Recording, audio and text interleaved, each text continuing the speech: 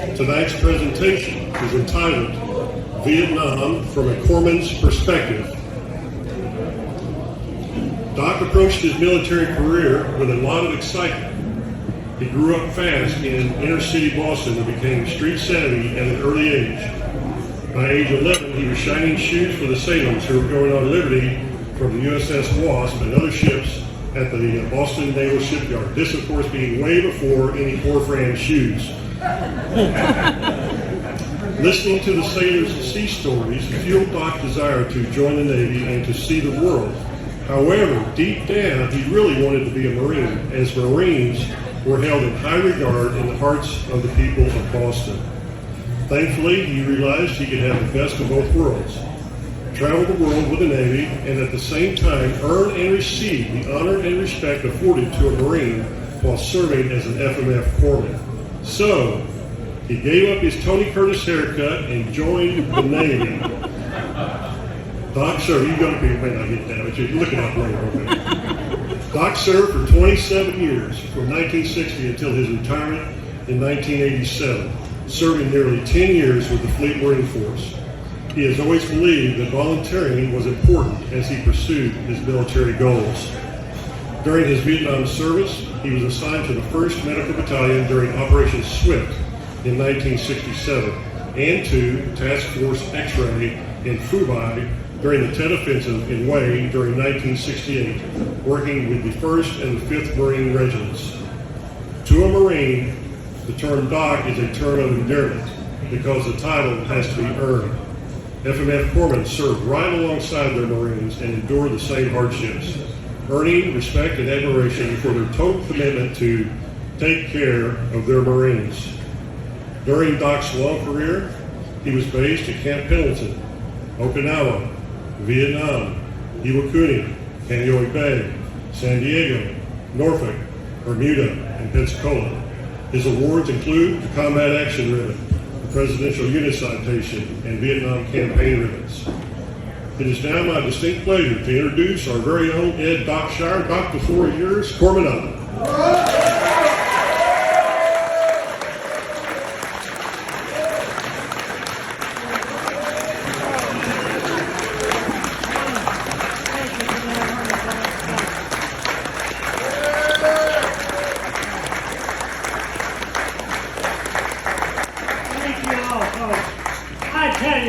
I can't tell you how honored I am to be here.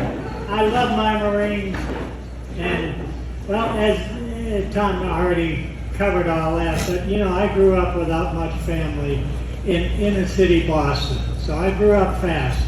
I was 11, 12 years old, and I'd sneak in the MTA. You use a bobby pin, you put it through the thing, turnstile, and it got you in.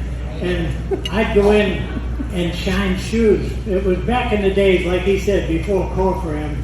And what happened, I'm hearing all these sailors from the USS Wasp, the carrier there, and they'd be telling, first of all, you know, when they went on liberty, before they went looking for the ladies, they got their shoes shined. So I had my shoe shine box, nickel a shine, and so they'd come out and they'd tell all these stories about, yeah, I was in Spain and this and that. Now for a 12-year-old, you know, and they'd tell me about all this, and I'm saying, wow, I want to see the world in the Navy. But I'm in Boston, and in Boston, there was only one service, the Marine Corps. You say anything bad about the Marine Corps, you better move to New York. But, so anyway, with that, I'm listening to it, and I said, but I want to be a Marine. I want to travel and see the world, but I want the respect that's given to Marines. And it was kind of a dilemma I had, and I said, I don't want to kill anybody, I just want to help people. So I said, okay. And I said, I want to be a medic. I didn't know what corpsman was, but they said, okay, just, well, you have to join the Navy to do that. And I said, you have to join the Navy to be a Marine man? They solved my problem. So I ended up in the Navy. To cut to the chase here, you know, my first 5 years, I figured all I had to do was volunteer, and this was it. I didn't have a family, so my family became the military. Well, I jumped in. I thought the first 5 years were exciting. I went on a Westpac cruise, and that was great. Here I am in the Navy. I make Westpac cruise. We won a Battle Efficiency E ribbon. Okay, I got a ribbon now. And then, so we come back from that after cruising around there, get back to the States, and it was like a 9-to-5 job. And I said, this isn't what I signed up for. So the detailer came aboard, and I said, I want to go with the Marines. He said, that's stupid. He said, you go right back overseas. I said, what do you think I joined the military for? So here I am, go to field med school, another boot camp, and then head over to Okinawa. I'm on a troop ship. This Marine come up to me and he says, Doc, he says, I want to take care of you. I said, great, a Marine's going to take care of me. He says, let me have your sea bag. Well, he painted that on my sea bag. And that was on a 2-week trip going to Okinawa. And this comes into play in about 3 years. So anyway, that's my sea bag, and it's still with me today. But in any case, so I went to Okinawa, get there, and I look around and it says, well, I don't want to be here in the rear. I want to go with the infantry. So they said, well, you can go with 2-5. I said, I'll take it. That's not 2-5, I'm sorry, 2-3. That was 3rd Division. So I went up to Camp Schwab. Anybody here been to Okinawa? You know, animals from the north. That's where I was. We went up and I worked out with them. You know, we did karate and all this stuff. Then we went afloat. Now we got to train down in the Philippines and this and that. And traveled around Kaohsiung. Come back, got relieved by 3-3. And so now I'm back, and my CO put the word out. He said, anybody, we need 5-ton drivers. If anybody wants to get a 5-ton license, I said, here I am. So I volunteered and went down. I got my 5-ton license. I did the training, and everything was fine because that came into play. Now it's 64. That came into play 4 years down the road, or 3 years down the road. Anyway, and now my problem was, see, I was in dental because I didn't know. I mean, there wasn't a war when I got in. That we don't have to talk about that. But anyway, so I went back to the States, went to school, and now I'm transferred up to Navy Hospital, Chelsea, Mass. Okay, well then the war started. I said, I'm going to miss the war. So anyway, I volunteered. I said, I want to go in. I said, I'm already FMF qualified. And they said, you haven't been here long enough. And I said, okay. So I gloomily went back to work. And then Mary came into my life. She's right down here.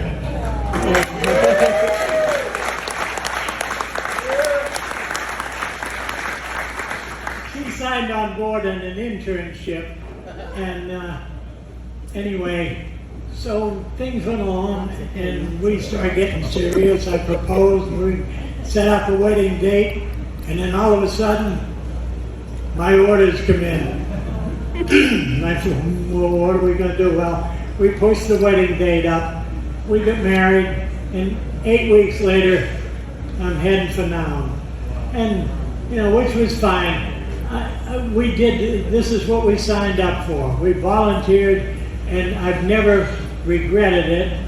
Matter of fact, when we retired 27 years later, well, I'd already done my arduous stuff before I met Mary, but when we retired, she teared up. We both almost did, but she did. And it was a great ride. Most of our time with the Marines we loved.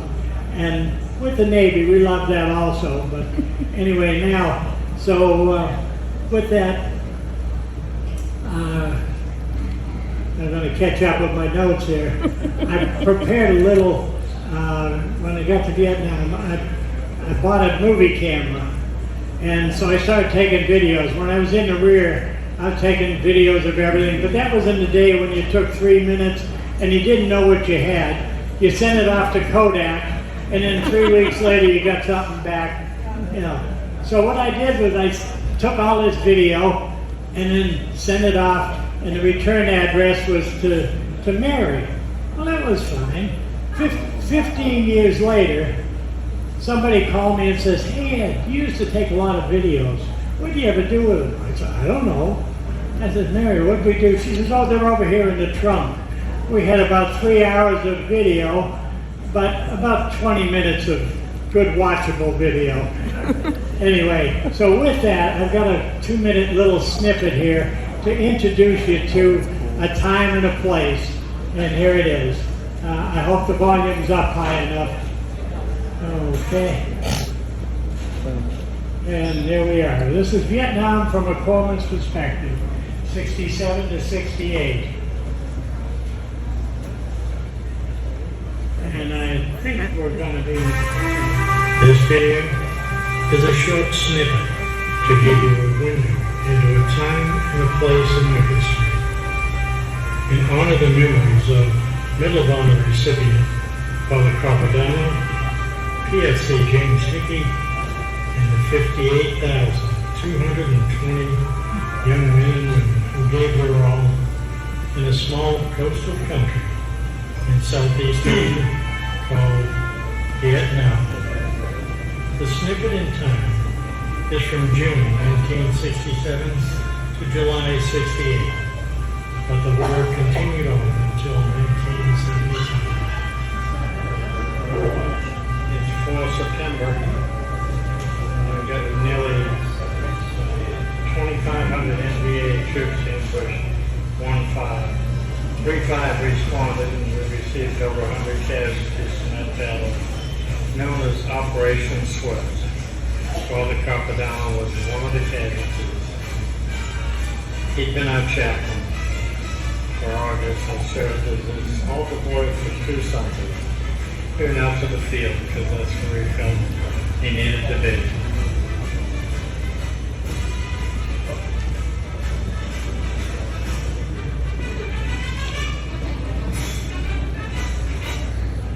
Well, as it says, I was his corpsman for 2 Sundays before Father Carpadano went out with 5th Marines.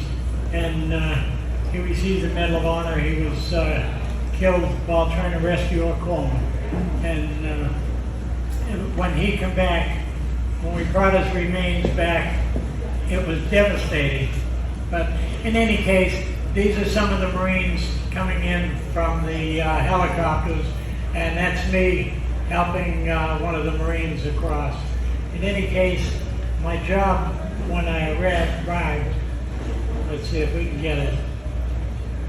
Oh, that was 1st Marines. I don't know if I went a little too fast, but 3-5 was attacked by 1,500 NVA, and they were, so 1-5 came to their aid, and it was a massive battle, and we received well over 100 casualties from that. But anyway, and that's other casualties went other ways. We were just inundated with them. But which brings me to my job. This is the dental clinic, and I had kind of promoted myself out of being able to go up front. I had to stay in the rear, the last place I wanted to be. But so here I was, that was my dental clinic, and my lab was that lean-to next to it. We don't need to hear any more about that, but anyway, I would take, my job was doing any kind of prosthetics until casualties come in. When they did, then I would run down to the helicopter landing, and Aid would bring in the casualties in, and at that time, we'd sort them for the ER, we'd do triage for the ER and the OR. After that was over, then I took the job that nobody wanted, and it bothers me to this day, but it's grave registration. And unfortunately, it has to be done, but the thing that bothered me was I was 27, and I was going down and identifying decomposed remains of 19-year-olds. I lost a cousin, 19. In any case, so much for that. What would happen would be, after we took care of the wounded, then we would take, and the deceased, we'd carry them to graves registration. We'd take them there, and that was a special place. You uncovered, and you would never take a picture of anything in there. Anyway, if we didn't have 2 positive IDs, then I would do a dental exam on them, and then I would match my exam with the chart that I had with the suspected chart. Had probably a 70% connection.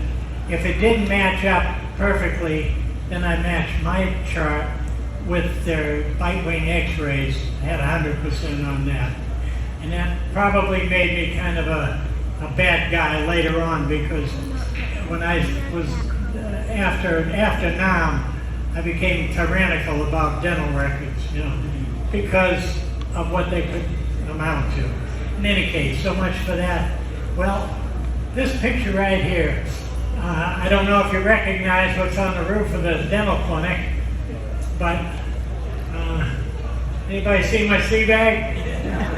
Well, I got a hold of a sheet of plywood and some paint and painted Chesty, which was fine.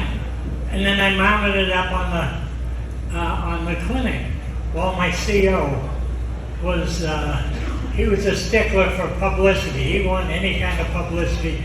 So he got a hold of Stars and Stripes and he set up a photo op.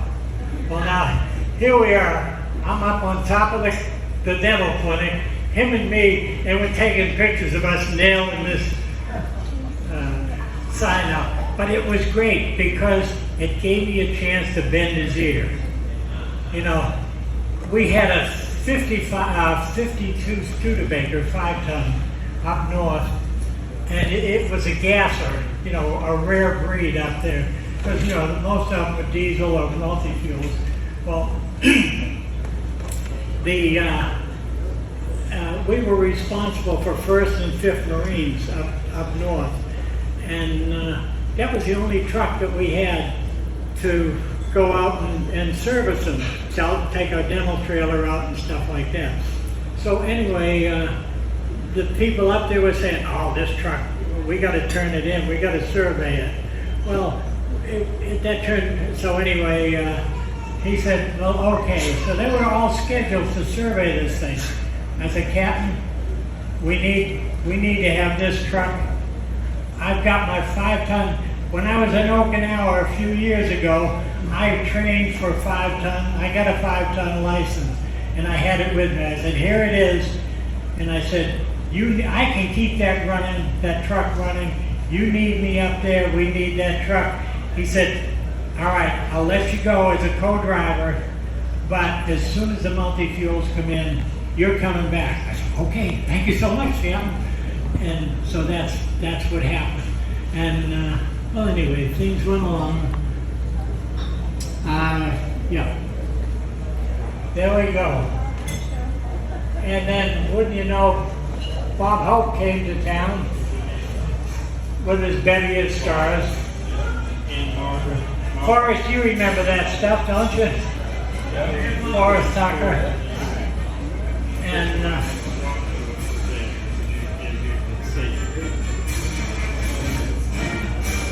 took a sheet from Med Battalion, ripped it in half lengthwise, tied the ends together, and then made a big sign saying "Merry Christmas, Desi," and handed it to a bunch of Marines, and they spread it across themselves on top of the hill. I guess we call that the balcony.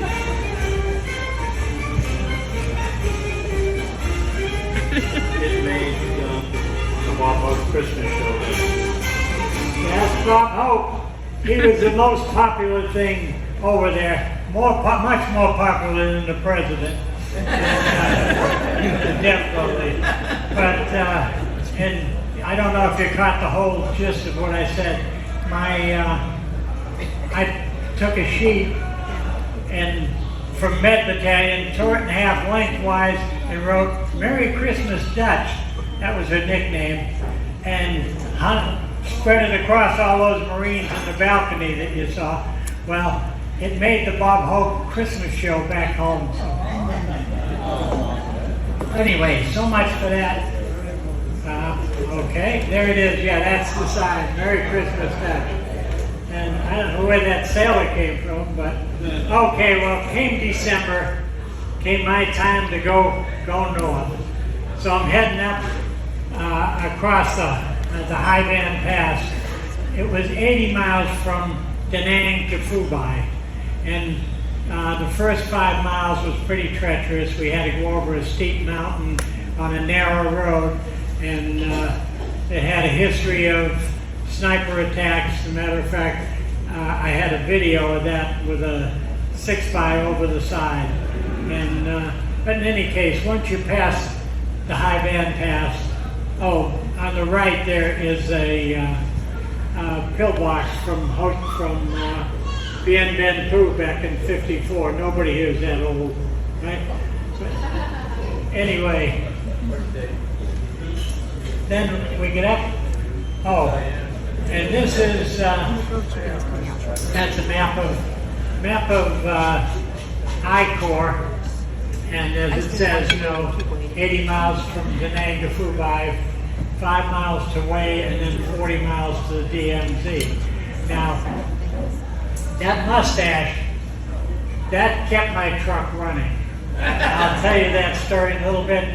It was actually surgical bone wax. Now, you may notice some, I put out a bunch of those packets of surgical bone wax.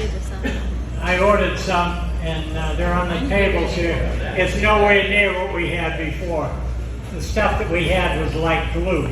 What we used it for was if you had a fractured navicular bone, little wrist bone, they open you up, they take this and liquefy just above body temperature. They'd wrap it around the bone and suit you back up. It was a done deal. So anyway, but for this, the secret, first of all, over there, during those times, they didn't worry about facial grooming standards. They just worried about staying alive. Up until about May of '68, then they tightened up. But so everybody was growing a mustache. I mean, that was a big thing. If there was any place that had more than 10 people in it, they had mustache contests. And they'd grow these mustaches, big clumps, and 2 sticks coming out like this. The secret to growing a mustache is you take and you shave about a 1/4 inch above the lip line, and then you let everything grow the same length, and then you get some surgical bone wax. That was the secret that nobody knew. So here I am with my truck. My truck's not running very well. I had to keep it running, so anyway, I pulled in the 7th motor T, and the truck's running kind of rough. And here's this staff sergeant over there with a big bush and 2 sticks sticking out. I said, "Hey, Gunny, come here." So I got a hold of him, and he was using bearing grease on his mustache. I mean, he stunk. I said, "Gunny, what are you doing?" He says, so I had him shampoo. I didn't even want to touch him, but I had him shampoo his mustache. We got it cleaned up, and meanwhile, my truck's over here. He's got 4 Marines working on it. And so I said, "Here's what you do." And I carried clippers with me. I used to cut hair also. You did anything you could to keep the truck running. So anyway, I said, "What you do?" And I showed him how to do it, this and that. And then I gave him 6 packets of this surgical bone wax. It came in like a metal, you peeled it apart, and it was great because it liquefied. And so what I would generally do if I went into one of these places where I knew everybody had mustaches and I needed something, I'd go in and I'd scruff up my mustache, and then we'd get talking, maybe have a beer or do whatever. And then somebody'd say, want to have a mustache contest? Sure. So I go. And that was it. And so then I'd give a clinic, and, well, I don't need to be talking about all this, but anyway, and then I'd give them a few packets of this. Anyway, and I wasn't going to share this, but I will just take 1 second. Anybody here remember what Comshaw is? Yeah. Well, you know, today they call it grand larceny. But, well, I went over to the supply depot. I needed some. So I go over to the supply depot. I says, hey, I'm a foreman from up north, and, you know, I need some surgical bone wax. And a guy says, yeah. I said, do you have any? He says, oh, yeah, I got plenty. I said, great. I said, I'd like a Comshaw some. Oh, he says, we don't do Comshaw. I said, you don't do Comshaw? He says, no, but I can let you requisition some. I said, great, bring it out. So he brings it out. I said, no, I don't want to clean you out. He says, oh, don't worry, I got more coming tomorrow. I said, okay. So I signed for it. You know, 6 parts. I don't know where all those parts go. But anyway, so to give you that, and he gave me 2 boxes. I looked at the boxes. There was a gross in each box. That's 144 times 2, that's 288. And it was like gold. I swapped 6 of them off for a stack of plywood like this. You know, so between 7th Motor T and the CBs at Phu Bai, they kept my truck running like a top. I would shut up and get off of it. In any case. So now, we get sent up. 1st Marines had a major battle in November on up at Contien, up on the DMZ, and they took quite a beating. So, matter of fact, Gunny Sergeant Johnson, Sergeant Major Johnson, was a gunny sergeant over there in that battle, and I wish he was still with us because he's one of my heroes. And he's the one who CBS did an interview, and they said, why'd you run into that battle just to save that Marine? He says, because he's a Marine. That was a Sergeant Major. In any case, so we went up, and our mission was to bring them back. The Army flew their people back. Marines had to take them back by convoy. So we're coming back, and it's 28th of January. And so we,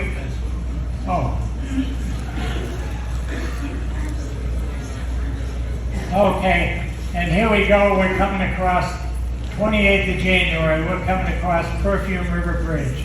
Here's a priest riding his bicycle across it, women doing their laundry in the river, and everything was peaceful.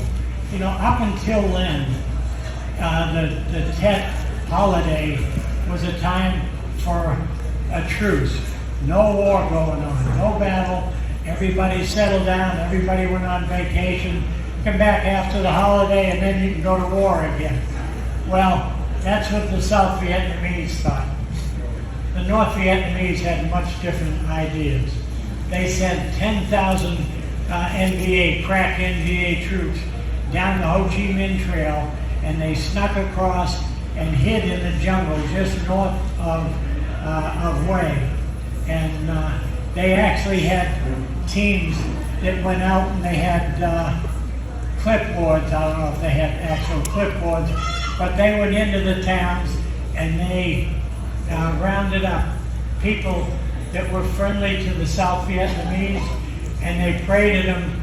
They found this out after the battle was over, but they paraded them into a ball field just north of the city, and they executed them all. There was somewhere 1,500 to 2,000 that they found the bodies because of the stench.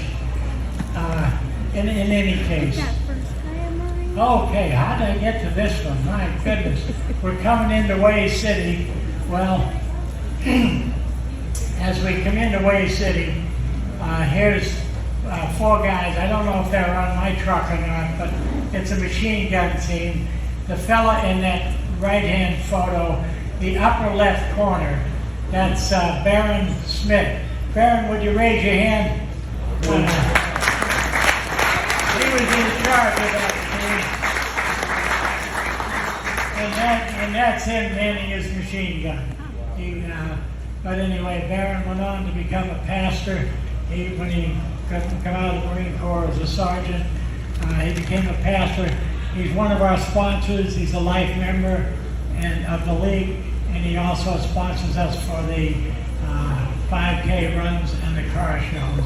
And so, if you would, and if you need any flooring, go on over and see him. In any case, next thing. Okay, January 30th now. They're already back in Phu Bai and just enjoying the relaxed time. 1-1 and 2-5, and an Australian patrol happened to see some enemy activity, and they reported it. They said, "Well, we think we see something in the jungle." Well, they did. It was part of that 10,000 NVA. They were waiting until after dark on the 30th to when they were going to go in and come. They came across the Perfume River Bridge, went in, and now the city gates were locked. They broke open the gates, killed all the guards, and then they went and they killed all the guards, and they put their machine guns in the buildings, and they crisscrossed the streets. That was one of the big things, that they crisscrossed the streets with their machine guns, much like the Japanese did on Iwo Jima over the beaches. Remember how they crisscrossed them? Well, what happened? They had three things going against our Marines, and that was, first, they were outnumbered 10-1. Secondly, the enemy was fighting from a defensive position. And thirdly, they were fighting from the old city capital. So we weren't supposed to do any damage to the buildings. Now can you picture that? I mean, that was the perfect scenario for them to win. Well, anyway, now that was the night of the 30th. 2:30 in the morning, they went across Highway 1 and they broke into the MacV compound. Now the MacV compound, they were already on holiday routine and everything. The only thing up there was a platoon of Marines and a skeleton holiday routine group of South Vietnamese. Well, they fought valiantly until we could get reinforcements back up. My 5-ton was one of the vehicles in the convoy. They got ambushed on the way, just before they got to Way. Matter of fact, my relief driver, my partner there, he got shot in the rear end during that. I never lived that down, but I stayed behind. In any case, here it is. That was our convoy coming up there. Launched Operation Hue City and sending the Marines. We just didn't know what to expect. In any case, after that, Major General Christmas. I don't know how many of you here know about Major General Christmas. During the TET Offensive, he was Captain Christmas. He was the CEO of Hotel Company 25.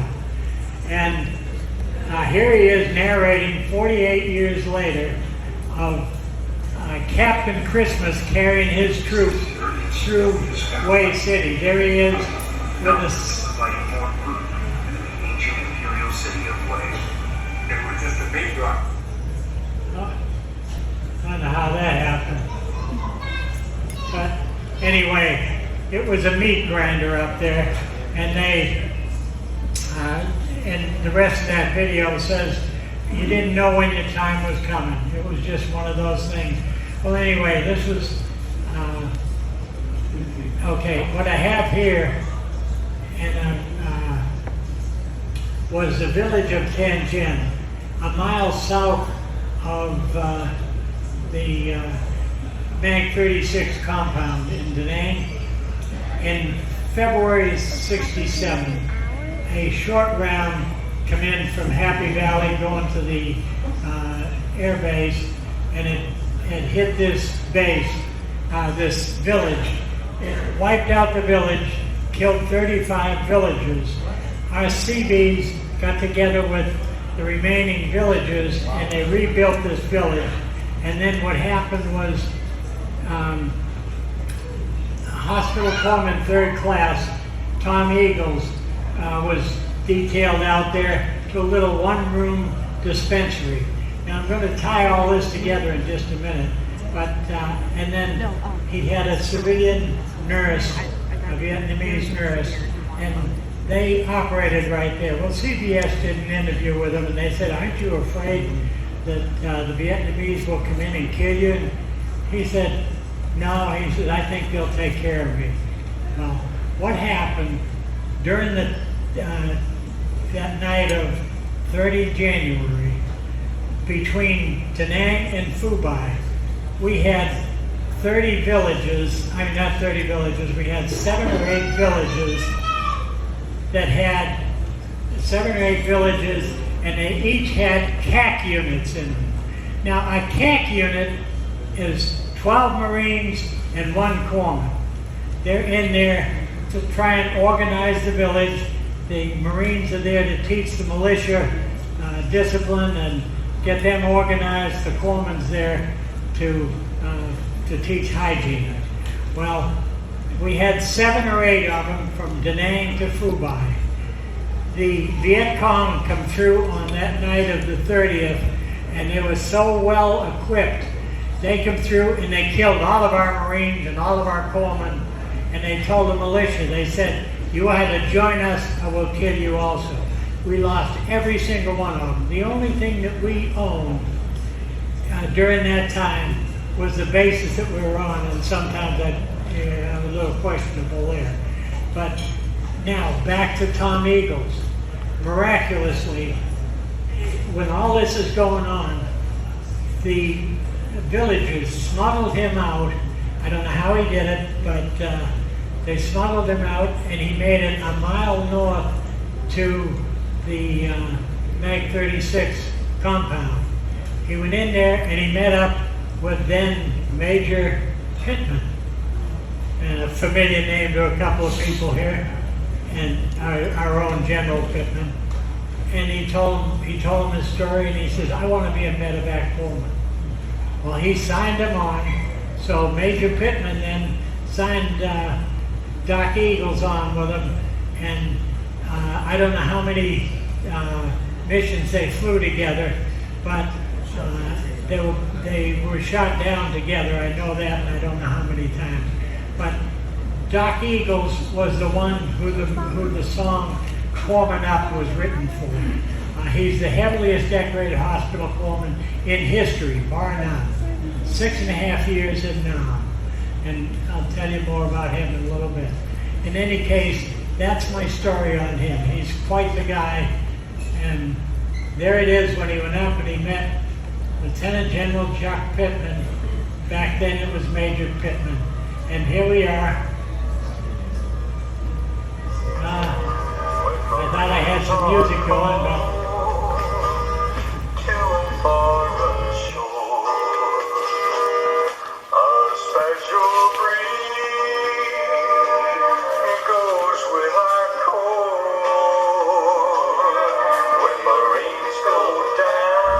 this is what happened. There's Tommy patching a Marine up, getting him ready to go back in to the battle.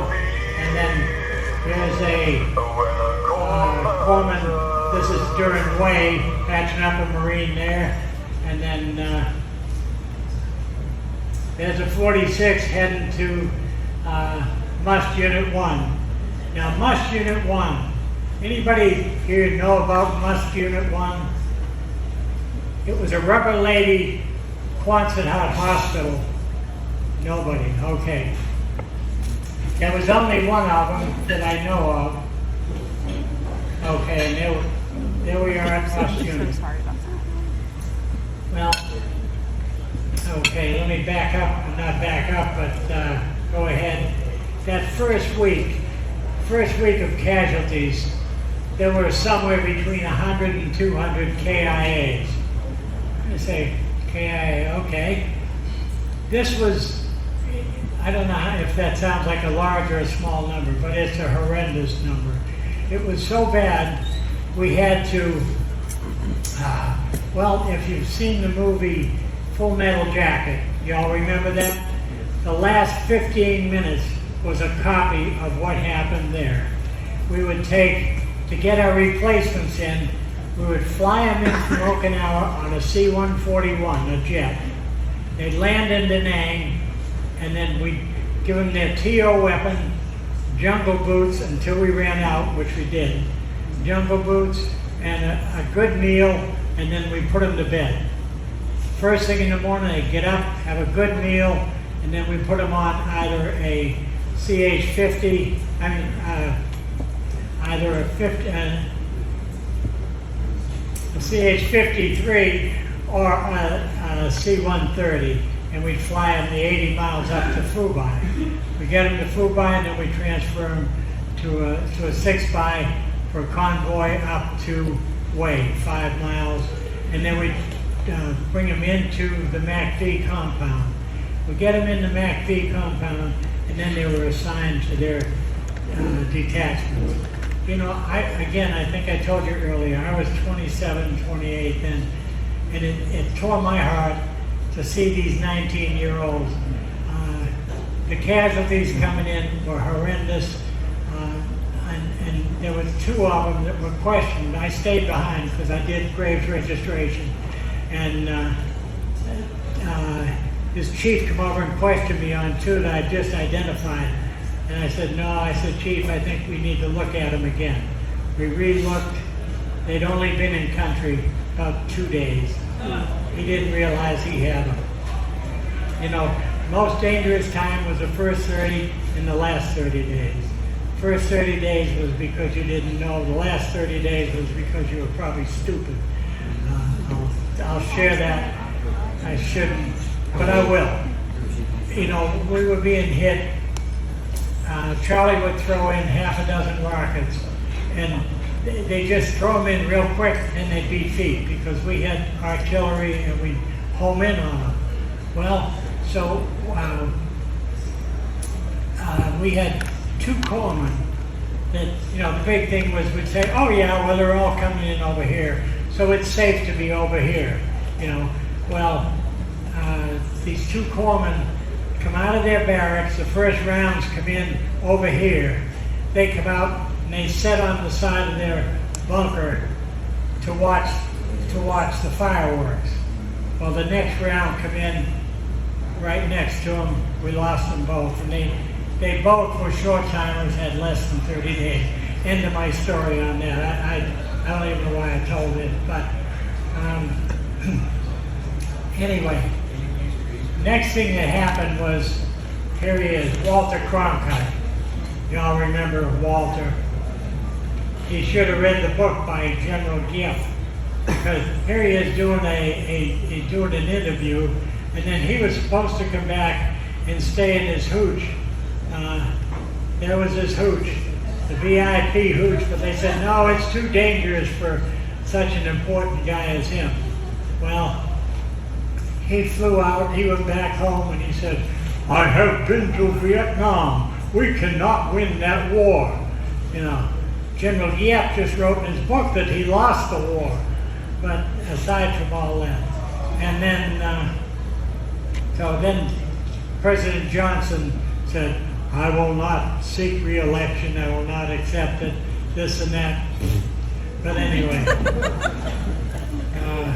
So much for that. Well, you know, I guess I didn't get to this yet. Here we go. All right. You heard me ask about Must Unit 1. If anybody knew about the Quonset Hut hospital. These things, it's a rubber lady hospital. it was the best thing that we could have had. I say there were two angels, two mechanical angels in country. One of them was Must Unit 1 and the other was a helicopter. Those two things, now aside from corpsmen and pilots and stuff like that, but those two mechanical things. And the reason I tell you that is this Rubber Lady Hospital, you could fly it in or drive it in. It took, once you got it in place, it took about 4 hours to set it up. All you had to do was just plug in your compressors and you blew it out, and it was fine.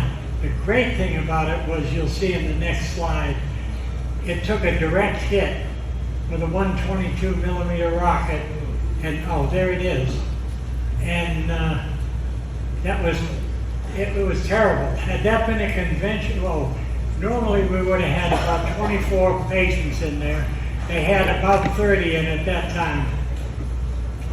What happened, we got the compressors going, inflated it to where we could get the patients out. Once we got the patients out, everything was fine, and we re-examined the patients, and we only had 2 minor wounds. Had that been a conventional structure, we'd have had 95+% KIA. Now, unfortunately, our hospital corpsmen were in their hooch, and here it is. It took a direct hit. We lost 5 corpsmen and a bunch wounded. Now, the smart thing that the people did over there, we scattered our corpsmen's barracks so that we wouldn't have a multiple catastrophe. Like my barracks was across the helicopter landing. I was pretty safe. I was between 1st Force Recon and the sniper platoon. Yeah. I was pretty safe. But anyway, okay. Well, the Battle for Hue City was over, and here it comes. Notice the guy had this nicely pressed, starched. That's in a, you notice he's in the rear, starched and pressed with his. Anyway, down south they decided, okay, we're going to reopen the chow hall. We're going to reopen the chow hall at 1700 on the 5th of March. Well, and that was fine. We had, and that was all fine. What they forgot to notice was Charlie was on the base. We didn't know who Charlie was, but he knew everything that was going on. So here we go. I get up to the head of the line with a buddy of mine. We snuck up there, and so we went in. We had our mess kits, and at 1700 they opened the doors. Well, about 1710 thereabouts, the first round come in, and it hit the corner of the chow hall. Grabbed my stake, ran out the door, and fortunately they only threw 2 rounds in. And there it is. Now the good part about this, there is a good ending to this story. We only had 1 wounded, and since Charlie only threw 2 rounds in, they were able to relocate the serving lines, and so they served them from the other end of the building. All our Marines got to eat. Steak for everybody. It was a great day. So anyway, but that's, well, things started slowing down, and we got our multi-fuel. So I got the word, okay, come on back down to Da Nang. They needed somebody to, I don't know. In any case, I come back to my old job in Da Nang at Med Battalion, and I ran into a great guy. He was a former Marine. He and I were of the same mindset. We wanted to take care of the civilian population. You know, they'd been beaten up enough. So anyway, hold on, I'll be right here. Oh, that's what happens when you run your mouth like that.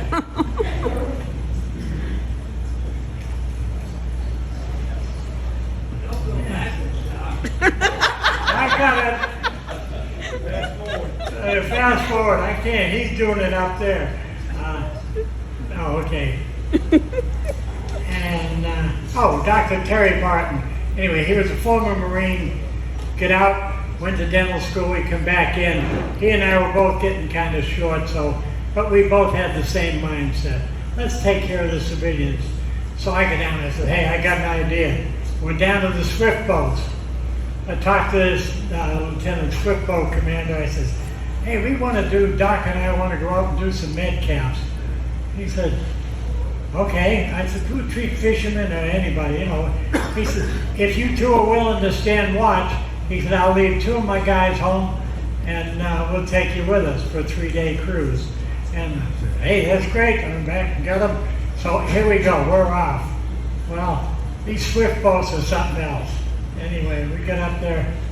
So they're well named. We're coming out of Da Nang Harbor and looked up off to the northwest, which is right up there, and there was Phantom F4 coming across over the High Bend Pass, and he was trailing smoke. Well, we were able to follow him till he was within a mile of the base, so we figured that he made it in all right, so we were doing all right there. And then, now the skipper on this was a great guy. I mean, he was crafty. He got a hold of a destroyer that was somewhere out in the ocean there, and so we zoomed on out there. They took great care of us. They gave us hot dogs and ice cream. I mean, how can you know, that was, what a way to start a patrol. So we went out, and then we made our contact relief. There he is. Notice the armament on it. That's on the fantail they had a 20mm cannon, twin 50, and a 50 caliber. Up above they had twin 50s, well outfitted, and boy, they would skid along. Well, we couldn't get a hold of any fishermen, so the Army agreed to come out with one of their amphibious craft, and that's Dr. Barton there. And so what happened? They brought us in 2 vehicles. We had we had our Unit 1s and Unit 2s, and he took one line. That's me in the other line, and we just extracted teeth until all of our instruments were stolen. But we didn't worry about it because we said, you know, somebody there will put it to good use. And so we backed out of the village in the armored vehicles. You know, we left, all our instruments stayed behind. Now we're back on board. And, you know, this trip was great for me. It taught me how we can intermingle with other services, how we get along. And I tell you, they let us drive the swift boat. That was great. She was swift and nimble. There's the twin 50s up above. And, you know, I'd never driven a swift boat before. And and one thing right here. Okay, there is Lance Corporal Baron Smith, or Sergeant Baron Smith. And then next to him is Lance Corporal Chris Lambert. Chris, would you raise your hand? Where is it? Okay. Chris is a real testimonial. He was one of the ones that we brought in from Okinawa. We brought him in middle of February. He flew into Da Nang. He spent the night, and then we put him on an H-53 and flew him up to Phu Bai and then into Wei, and then he was attached to first 1-5. But he's got quite a story, and I'm hopeful that we can get him in next year to tell his story. There are just so many stories, and unfortunately time doesn't permit. I've had to cut this down.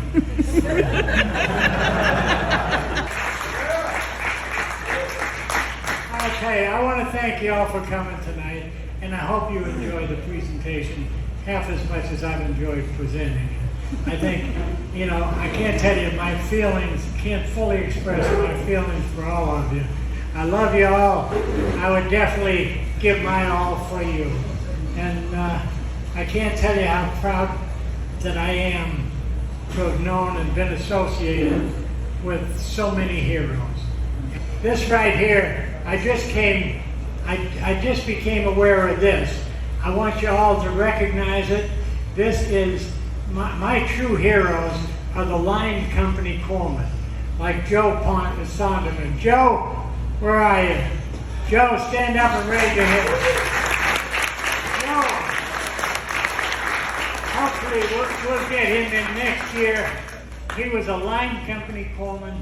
He was trained in Bethesda, a great corpsman, and but he was a line company corpsman for 2-5. And what a story he has. He shared a little bit with me. That's where the heroes are, and there it is. I don't know if anybody, I mean, that's pretty self-explanatory. Right on top of his Marine. That's the love we have for our Marines. In any case, what I have to say is God bless our military, God bless America, and God bless you all. Thank you for Now, we're back at Med Battalion, where the unending stream of casualties keep on arriving, and the war goes on.